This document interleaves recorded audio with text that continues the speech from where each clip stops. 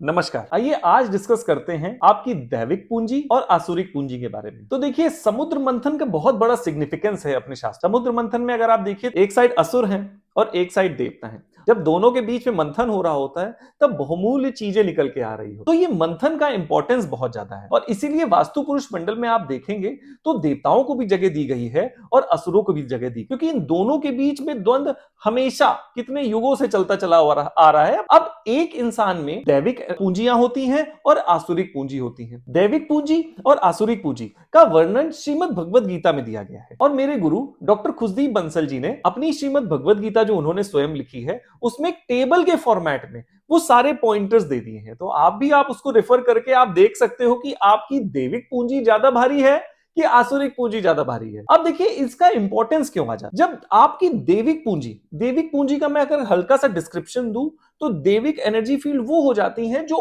Upward movement होता है, जिनका मूवमेंट अपवर्ड है। और अगर समझने के फॉर्मेट में मैं बताऊं तो अगर आप स्क्रू को एंटी क्लॉक घुमाते हो तो मूवमेंट अपवर्ड हो जाता है। अब आसुरिक एनर्जी फील्ड का क्या डिस्क्रिप्शन हो गया, जिसका मूवमेंट डाउनवर्ड्स है। अगर आप स्क्रू को क्लॉकवाइज घुमाओगे तो स्क्रू अंदर की तरफ जाता है। ये समझने के लिए मैंने बताया आपको।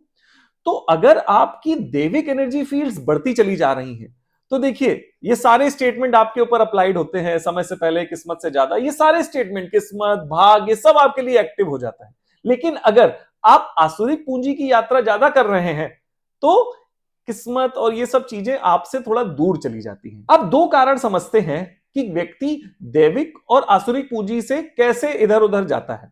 पहला आसुरिक कारण वो हो जाता है कि जो आपकी प्रकृति होती है। अगर आप अपनी प्रकृति के अनुसार अपना जीवन, अपने विचार, अपना आहार अगर आप नहीं व्यतीत कर रहे हैं तो आप आसुरिक पूंजी में चले जाते हैं। दूसरा कारण हो जाता है जो वास्तु पुरुष मंडल में 33 देवता और 12 असुर दिए गए। अगर आपकी जो दैविक एक्टिविटीज हैं वो दैविक जोन में ना होकर आसुरिक जोन में हो जाएगी तो आपकी आसुरिक पूंजी बढ़ जाएगी। तो ये दो कारण होते हैं, आप दैविक पूंजी बढ़ा पाएंगे कि अपनी आसुरिक पूंजी बढ़ा पाएंगे।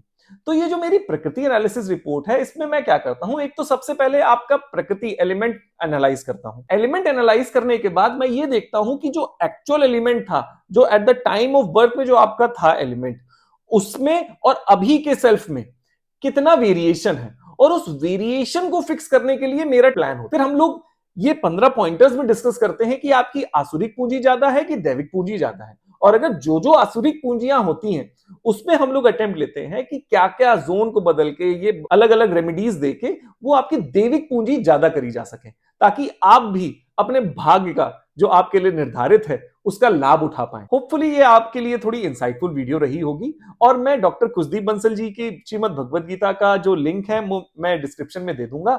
आप सभी लोग उसको रेफर करके पढ़ सकते हैं। बहुत अच्छे से टेबल के फॉर्मेट में सारा डिस्क्रिप्शन उसमें दिया हुआ है। नमस्कार।